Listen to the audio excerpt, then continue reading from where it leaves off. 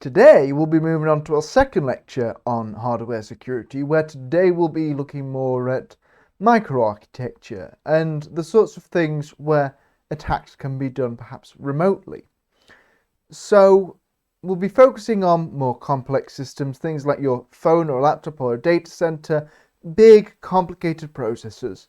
And many of these attacks can be triggered without physical access. We'll look at Rowhammer, cache side channels, including the very famous Spectre and Meltdown attacks, Plunder Vault, which is a side channel attack on Enclaves, and indeed we'll take a look briefly at hardware defense mechanisms, trusted platform modules, enclaves, and physically unclonable functions.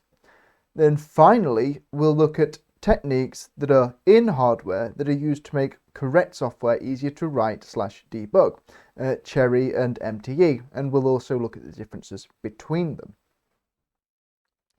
Okay, so our first attack of the day is Rowhammer, which is an attack on main memory, random access memory, aka dynamic random access memory, or DRAM, the thing that is used in your computer for all of the computer's working memory. And this is used to cause faults in that memory, to change bits from 0 to 1 and vice versa. And the way we do that is that DRAM is made up of different rows that store different data.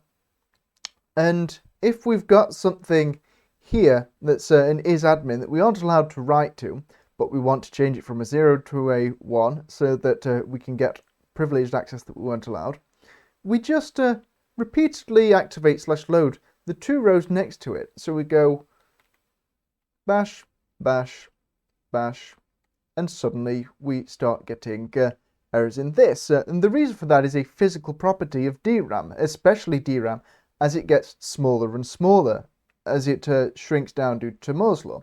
It becomes more vulnerable to this, and there are more subtleties to it than what I've explained here. You need to be able to have a precise mapping of the memory so that you can attack this thing in the middle. And the reason this happens is because DRAM isn't refreshed enough when you have this sort of extreme attack by a deliberate attacker. DRAM is designed to be refreshed, i.e. it's a transistor and a capacitor, and the capacitor will forget what's in there.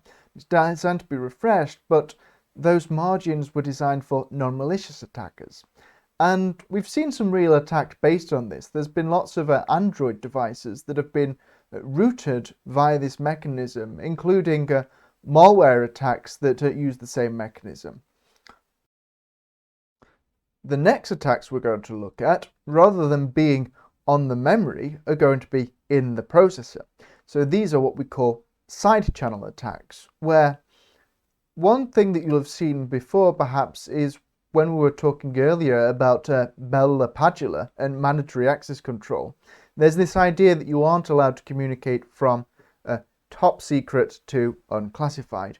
Only the problem is that you can get implicit information transfer by covert channels, so that some malware at top secret can, say, mess around with the hard disk or mess around with various timings so that you can pick up information as an unclassified person. So those are called covert channels because the thing at top secret is deliberately trying to communicate down to unclassified.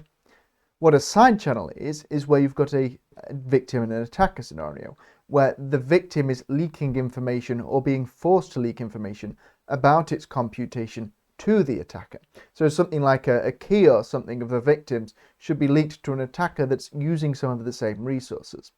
And these sorts of channels that can leak this, where there's no direct data flow, but there's some implicit flow via side channel, are things like caches on your chip. So the DRAM we were talking about that's attacked in Rowhammer is, compared to your processor, very, very, very slow and very, very, very far away. So what you have in processors are these series of caches that are on chip on the same piece of silicon as your processor that store copies of the things from memory but much faster. And if something is in the cache, it becomes very fast access. You know that's in there, and likewise you know what's not in there. So you can measure based on that shared resource what someone else is doing based on what they have or haven't accessed. Disk timing clearly could work in the same way. If you make the disk really slow by accessing lots of things, or really fast by not, that's a way of transmitting information.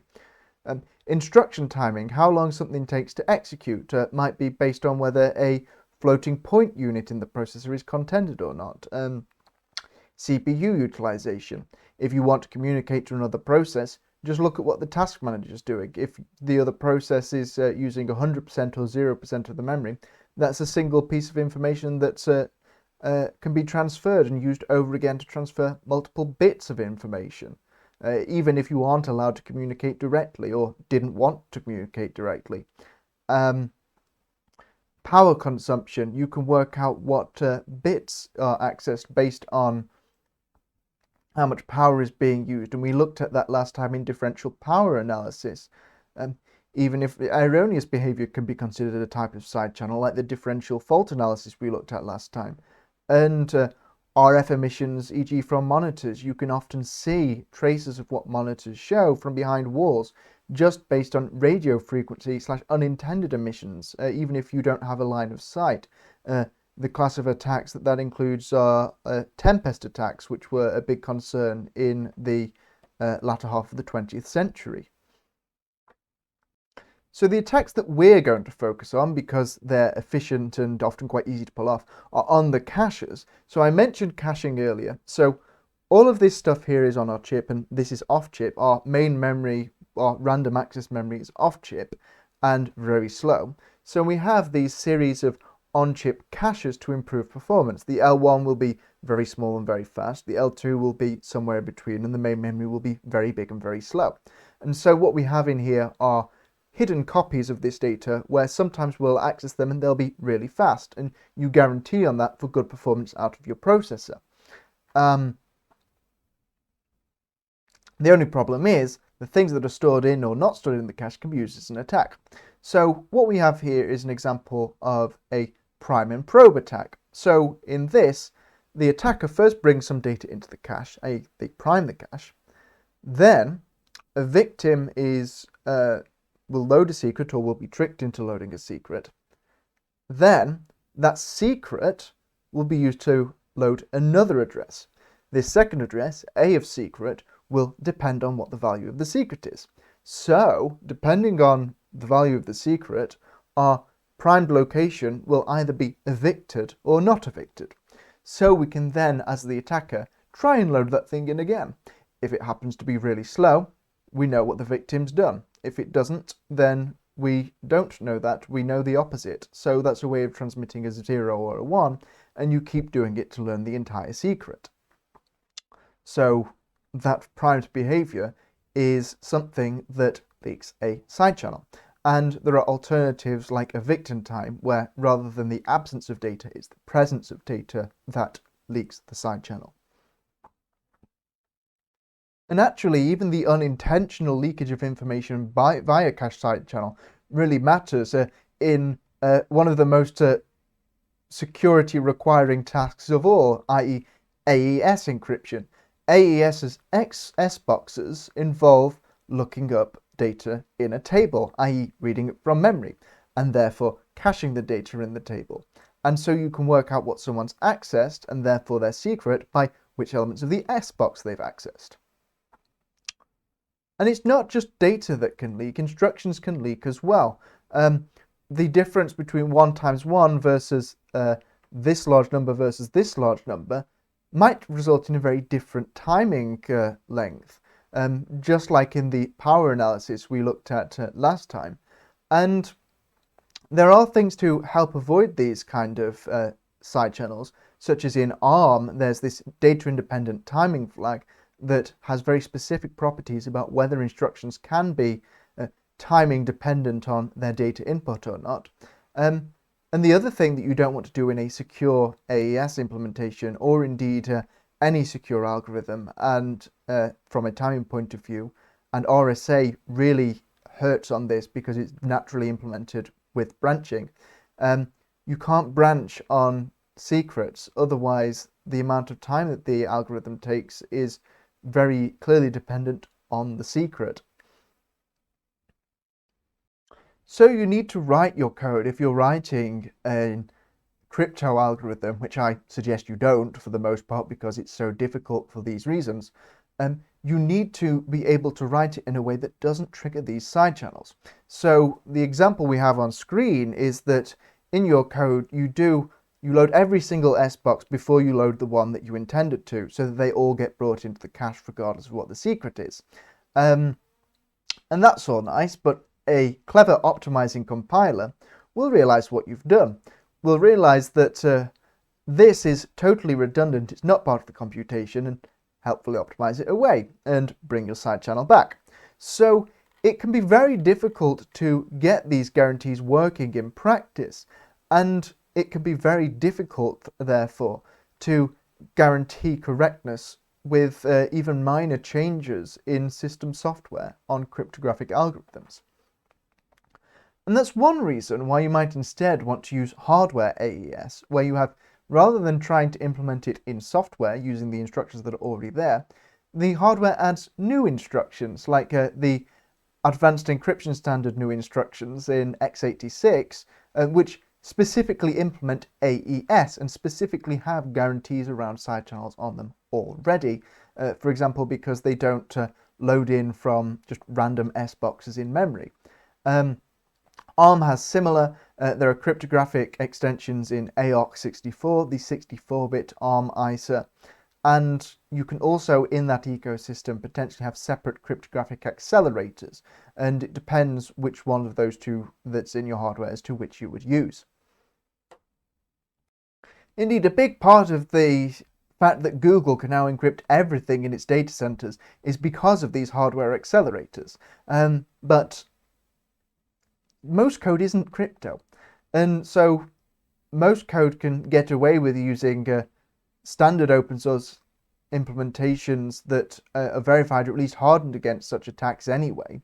And as a result of that, side channel work went out of fashion until we got Spectre and Meltdown, which are speculative side channel attacks. Here you have a new attack model. It's not the program itself that leaks the secrets anymore. It's instructions that you trick a program into running speculatively that it never would have done in the programmer's model version of the program, i.e. it would never run it if it were just the instructions that you thought were meant to be executed. So what I mean by this, let's take a look at how speculative execution works in today's processors. So what processors typically are today are what we call out-of-order superscalar. They don't issue instructions entirely in order in the programmer's model. They issue instructions out of order and speculate heavily on them to try and get very high performance. So the way that works is that on the front end, everything's driven by the branch predictor / branch target buffer. That chooses the instructions that we expect the hardware to be using for the next few cycles. That goes into a fetch and decode. That goes into then this reorder buffer, which can reorder instructions dynamically to try and get the best performance to avoid any dependencies. And then finally we go through to commit, and that's when the instruction is considered to have really happened. And actually, the way that works is that on the left everything is in order, and on the right everything is in order, but in the middle of the processor everything can get rearranged, and that's where these problems come into play. And indeed, there can be hundreds of these instructions in here, so there's quite ample opportunity for attackers to attack. So first we'll look at Meltdown, which is the thing that was fixed using a kernel page table isolation in the first lecture. This is more of a bug than a feature, whereas Spectre is more fundamental. It is mostly Intel processors, but some other chips, and what you do is you use some lack of checks in the hardware on the speculation that are only done at commit time to allow reading of secret data. And you then exfiltrate that by the cache mechanism we saw earlier. So at the start of this attack, you flush an array, and then what you do is you put things into a try block. So you try to access some secret band data and then use it. Now, that secret band data is blocked. It's something that the page table has said, no, you can't access this. And so the programmer's model is that this is what will happen. You'll try to access the data, it will immediately be caught, and so it will get rolled back.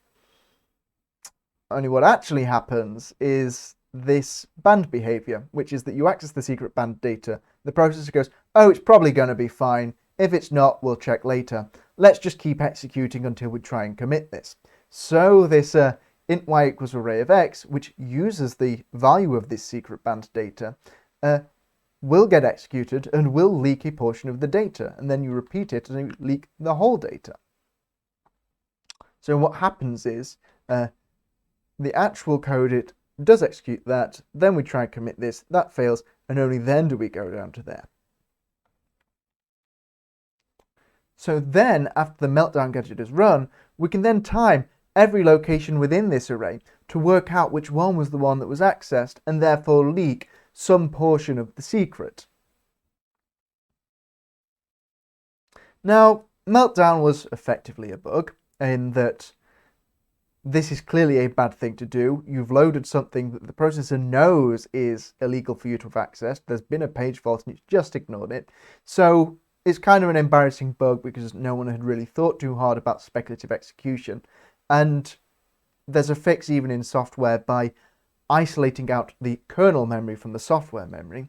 The reason that fixes it is because it's the kernel's memory that you're trying to access and is protected by this mechanism, i.e. we know in user mode we're not allowed to access kernel memory, and the processor knows too. But by separating them out, the user then can't even create the address to access the kernel memory, so the bug in the processor doesn't matter. Now then, we're on to Spectre, which is the other attack that got released around the same time and is also based around speculative execution. But this one's a little bit more fundamental because there's no obvious security property that the hardware knows about that is broken. So Spectre uses the branch predictor or branch target buffer to redirect speculative execution, i.e. to poison it and execute code that was never meant to be executed. And you can use that to load someone else's secret data and then use that to load something else, like in the cache attack we looked at earlier, leaking a few bits at a time. So in this attack we've got here, we've got int x equals secret out of bounds data. If x is less than array size, y equals array of x, z equals array 2 of y. So we've got our gadget in here of the form that we looked at earlier when we looked at the caches. So into this, let's put in x equals 9283 ... which is cleverly designed to be the location of the secret that we're not really meant to have access to. Because let's say we're in a sandbox and that's outside of the region that we can validly generate addresses to. And array size is 100. So true execution just won't execute this, right? It's out of bounds, it's illegal, so we'll move on. However, in out of order execution, when you've got a branch predictor, the branch predictor will say, it's probably fine. It was every other time we executed this loop, so let's assume that this branch goes ahead and execute these instructions before we know the result of the branch. And because it's out of order, we can execute those instructions before we work out the result of that instruction. And so we therefore load in our secret data and leak its result.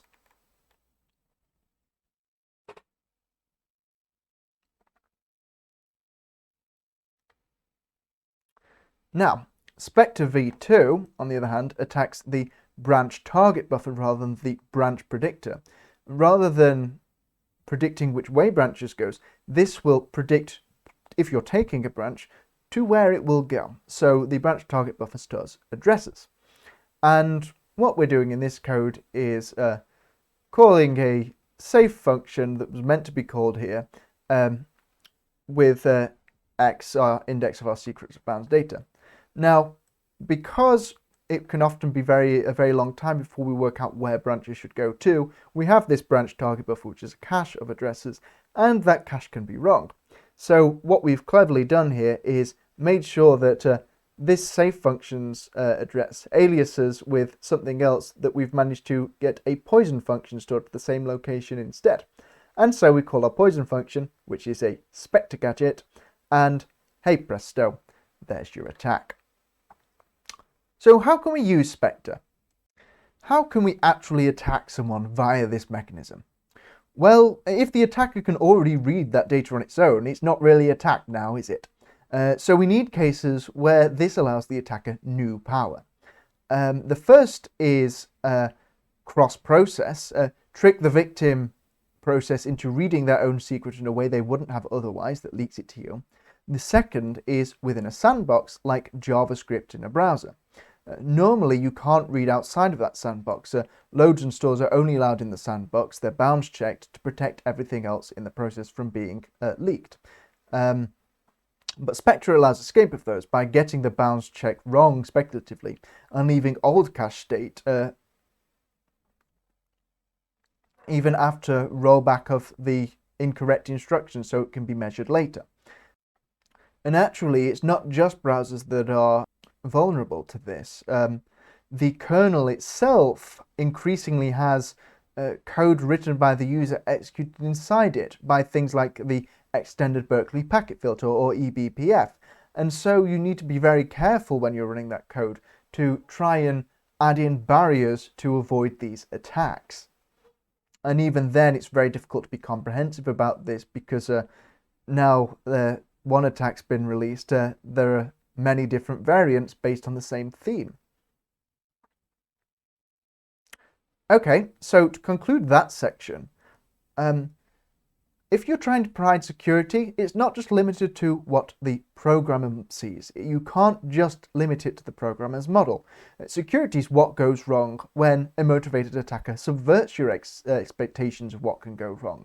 Side channels are a classic example. We've seen plenty of them over the past 2 lectures. Designing programs that are secure against side channel attacks is really hard. So it requires reusing code wherever possible. So don't roll your own crypto for this as well as many other reasons. Even if you're writing your own version of AES, it's likely to be wrong in several different ways once side channels come into play.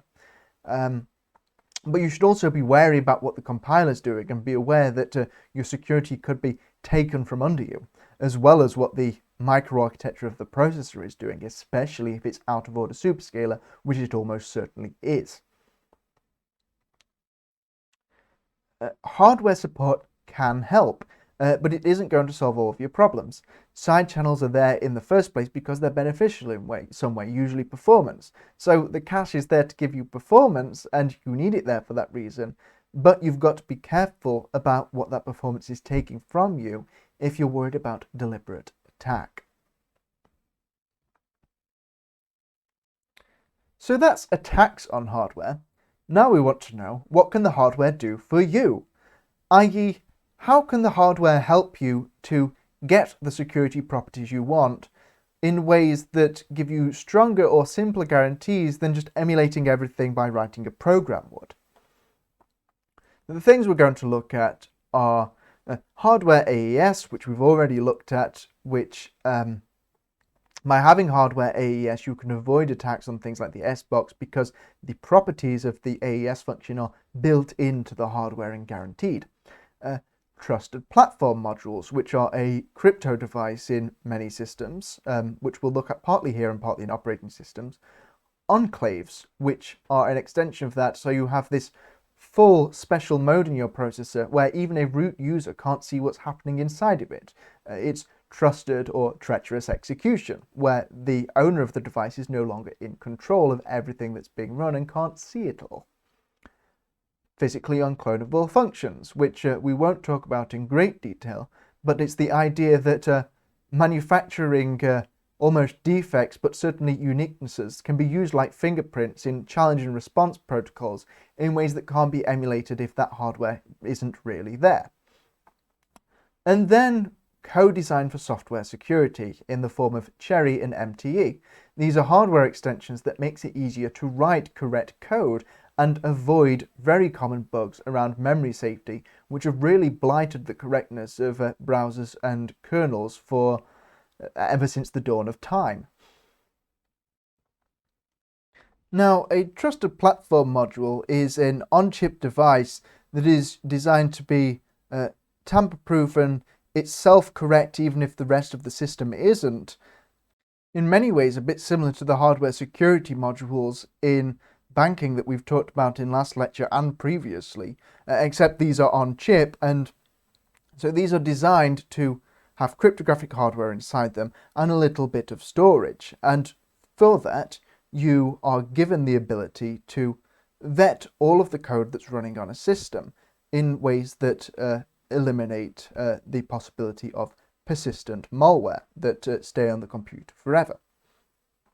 So the way that works is via this chain of verification, which you can read more about in the link below my shoulder. And how that works is that we have our TPM over here, and that will repeatedly load everything in the boot sequence from our firmware to our bootloader to our OS kernel. And everything in the sequence is measured, and if it doesn't meet the known value, then the next thing will fail to load. So the idea is that the OS kernel can trust the bootloader because it's been measured, which can trust the firmware because it's been measured, and so you get this hardware root of trust of everything that you're running on the system. Now, that's one threat model that you can have, where you can measure everything and verify its correctness, everything that's running on the system. That's the idea of the TPMs on the left, and you'll use that for things like secure boot on a system. On the right, we've got this idea of enclaves. So on a system with an enclave, the enclave has cryptographic powers, but it's very much part of the processor itself. And you go into the special secure mode. And so you can have this trusted enclave within a sea of a wider untrusted operating system where even the root can't attack the enclave, or at least that's the theory. So you can have private execution inside this enclave that might be from someone else. It might be for things like DRM, or it might be that you're in a cloud operator and you don't want the cloud operator from stealing your customers' secrets or from being forced to leak your customers' secret data to whichever government they are operating under. So the idea is that any owner of this chip really can't tell what is going on inside this private enclave mode of the processor, which is implemented via cryptographic encryption of data that's brought to and from this mode to the processor. And so you can't measure anything that the processor is doing while it's in that mode. However, that doesn't really count when it comes to side channels, which are considered out of scope for most of these, well, all of them, regardless of whether it's ARM's Trustzone, Intel's SGX, or AMD's SEV. You can still work out what's happening in the enclave based on what happens to the cache, what happens to timing behavior in the system, and all of this sort of stuff. And so that means that if you've got AES encryption going on in the enclave, your untrusted code will be able to measure what is happening potentially, unless the AES encryption is specifically written to be side channel proof in the exact same way that we've talked about earlier. The operating system may not be able to measure it directly anymore, a super user may not be able to measure it directly anymore, but nevertheless there are still side channels. And even worse, if you've got two things running in an enclave, one of them can be running code that is malicious and banned because there is no visibility over it anymore. So your secret timing code of the other enclave's AES encryption, it may not even be visible from a system level that it's there or running. So there are issues around visibility. There's almost a zero-sum trade-off here between secrecy and visibility that we'll also be exploring in operating systems around antivirus software, for example. Another issue is that if you're renting an enclave from a cloud provider, you kind of want to know that you're really using an enclave.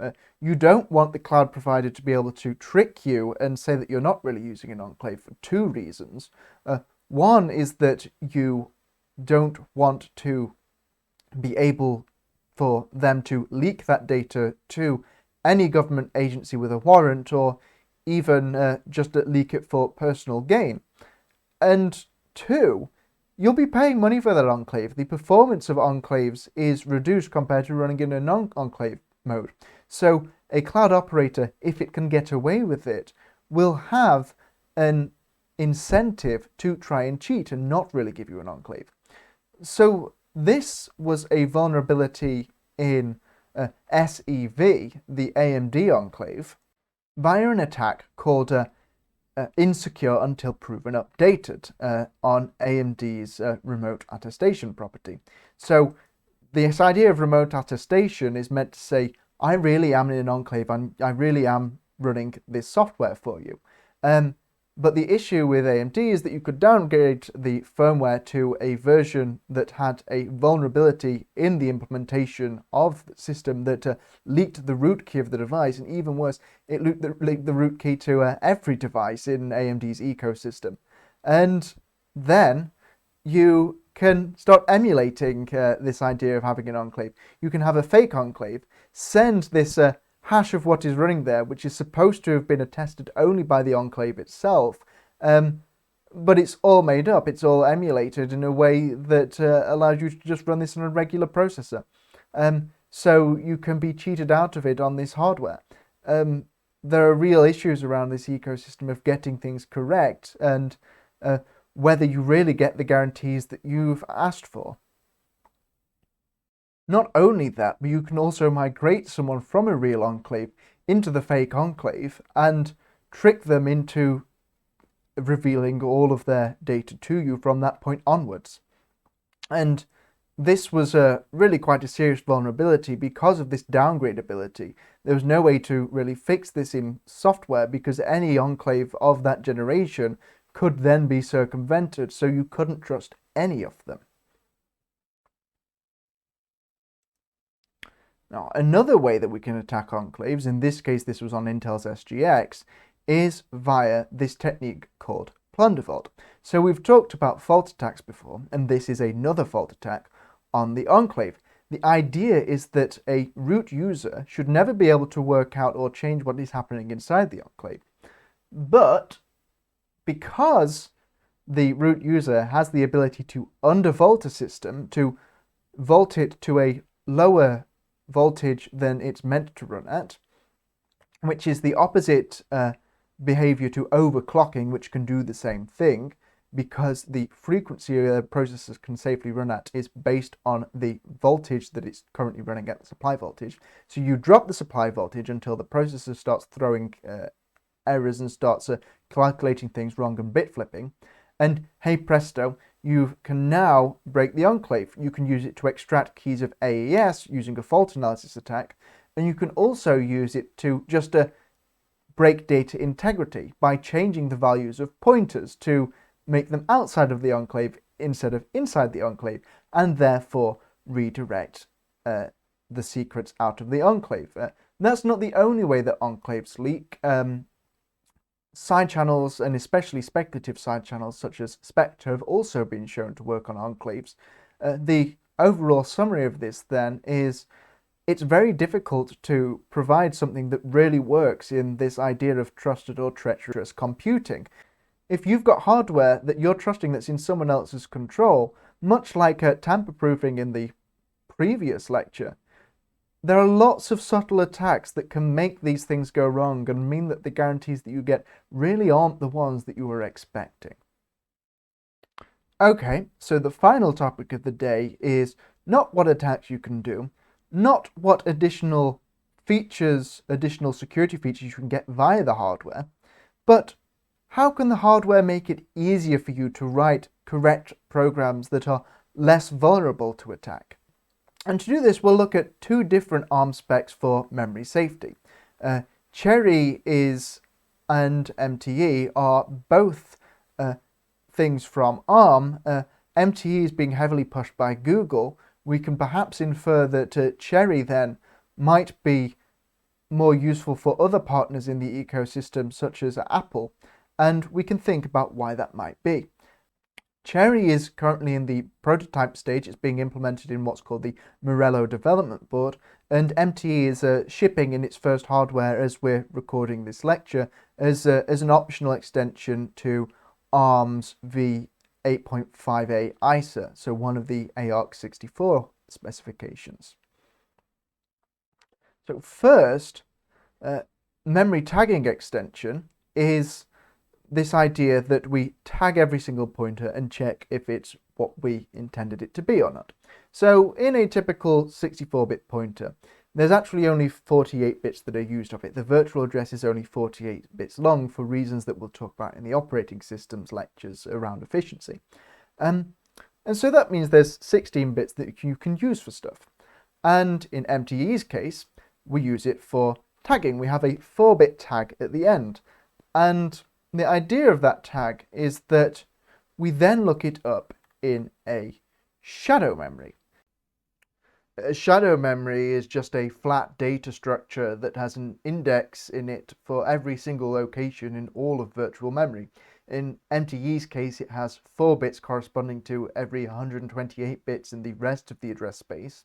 So for a given address, we can use that address as an index into the shadow. So we have our pointer here, 0xdeadbeef, and our tag on that thing when the pointer was assigned and the data was allocated based on that pointer, let's say it's a heap pointer, the tag was 13. So we then look that up in our shadow memory. We go to the index of deadbeef in this shadow memory, i.e. there's 4 bits for every 128 bits in the real program. We look it up in our shadow memory by index and check that they're the same. If they are, then this memory access is a-okay. However, let's say now instead that this is a dangling pointer. The pointer that we have here at 0xdeadbeef, the pointer to 0xdeadbeef here was allocated when this region of memory that this points to was at the stamp 13 of our 4-bit counter. And instead, we've now reallocated that, left the dangling pointer lying around. It's a classic temporal safety bug in C or C++ or any low-level language with manual memory management. And so actually now we've reallocated that memory and the new pointers to that location have the tag 7 instead. And so now when we check, this 13 doesn't match that 7, and so that means that we know that this was wrong. This is a bug. This is a dangling pointer. Yay, let's report it and get it fixed for next time. The other way this can be used is as a preventer of spatial safety attacks or buffer overflow bugs. To see that, we've got our shadow memory, and surrounding this region of 13, there's let's say a 3 below it, a 6 above it, and another 13 above it. And we've incremented our pointer such that it's out of bounds of the region of memory that it was allocated to. Let's say it's a big array that our 13 is covering a whole region, but we've just gone a little bit too far and gone into the next section. We then look up and get a 6, and know that 13 is wrong. With the caveat that there are only 4 bits to this. So there are no guarantees. This is pretty much probabilistic. Every time that you reallocate a region of memory, you get probabilistically assigned a new one of these 16 different tags, and you hope that it doesn't match any bug, and therefore you can catch it. And likewise, these will be reused spatially. So if you go very far over this, to 724 rather than just 4, we might hit this 13 here instead, and then get a false match again. So there are no guarantees. This is very much just for debug. So now we've got CHERI instead, and CHERI is a mitigation, not just a debugger. This provides very specific guarantees. Now, CHERI is primarily designed for spatial safety, so it has an address, and with every address there is a base and length. So you know that this memory access is allowed if this address is within this base and length, and not allowed if it's not. It gives very precise guarantees around that. And there's a software extension you can use to provide temporal safety for dangling pointers of the form that we talked about earlier as well. Now this basic CHERI description is 256 bits, which is kind of enormous, but you can compress it down in ways that we won't talk about here to 128 bits. So the pointers in this become 128-bit capability pointers that precisely specify what you're allowed to access and what you aren't, which makes them capabilities rather than just literal pointers, even though there's no cryptography involved. And the idea is that you shouldn't be able to forge these capabilities. You shouldn't be able to make an integer that looks really like a capability in the way that you can make an integer that looks really like a pointer through any mechanism in software. And the way that that's enforced is, again, much like with MTE, there is a shadow memory. So for each 128 bits in the program's address space, there is a single bit in this shadow memory. And rather than it being the address that's looked up in the shadow memory, unlike MTE, where you look up to see if the address and the tag match, in this case, you look up the address that this whole capability pointer is stored in and work out whether it was meant to be a capability pointer or not. If it is, then you get a single bit in there that says yes. If it's not, you get a single pointer bit that says no. And so because you've got this out of bounds confirmation that this is meant to be a capability, and you can only edit capability using special approved operations that preserve spatial safety, don't allow you to generate and load from an out of bounds pointer, that means that you can preserve this in a guaranteed, formally verifiable way. You can actually mitigate rather than just debug. So why are there these two different competing standards from the same company that do nominally similar things? They're both around spatial and temporal safety, i.e. around mitigating the bugs that have blighted low-level code like kernels and browsers, where spatial safety used to be the biggest class of bug in those. Now it's temporal safety, but they're both memory safety bugs. Well, they give different things, and there's real subtleties around this. So in CHERI, you get the guaranteed mitigation of safety of spatial safety bugs in at least in the pure capability mode, where you aren't allowed to access memory via any other way. There is another an impure version for compatibility purposes. Whereas in MTE, it's only ever probabilistic. You can have your 4-bit tag matched just by chance. CHERI also has a smaller shadow space. You only need a single bit because that's just storing whether something's a capability or not, whereas MTE, it's storing what tag it should have at it. MTE's pointers are the same size as a pointer in a typical ARC64 implementation. They're 64-bit standard size words, whereas they're double the size in CHERI, so you use more memory and therefore have more bandwidth problems potentially to main memory. And also, CHERI standard's incompatible. It breaks several features of C and C++. You have to have special versions of them, and you have to potentially rewrite parts of your program. Whereas MTE is much more standards compatible. It will even support things like XORing pointers with integers, which CHERI disallows to allow it to mitigate any sorts of bugs around that. So why is there this difference, and why is Google perhaps more interested in MTE? Well, Google's ecosystem is extremely complicated. Google has to run its Android operating systems on lots and lots of devices, some of which will not have this hardware extension. And so that means that for Google, mitigation maybe doesn't matter so much, because there'll always be devices in the ecosystem that will be exploitable. Whereas bug reports, especially if the device, whenever it sees a bug, will phone home and report that bug so it can be fixed, are really, really valuable. Whereas if you're a company with a more vertically integrated ecosystem, where you control the hardware, the software, and everything else running on it, a system that provides better, more secure guarantees like CHERI might be more valuable, even if it means you have to rewrite a lot of your code potentially. But that sort of ecosystems talk is for another time, because we have a whole lecture on it. So I will see you then for that. Finally, then, to finish off, we have just a few bits of further reading here that you can read. There's some other bits that are included in the notes of the lecture slides that are well worth looking at, but there's 4 chapters here in sort of progressive order of relevance. 18 and 19 are the most relevant. There's also bits in 5 and 27 that are worth looking at in Ross's book.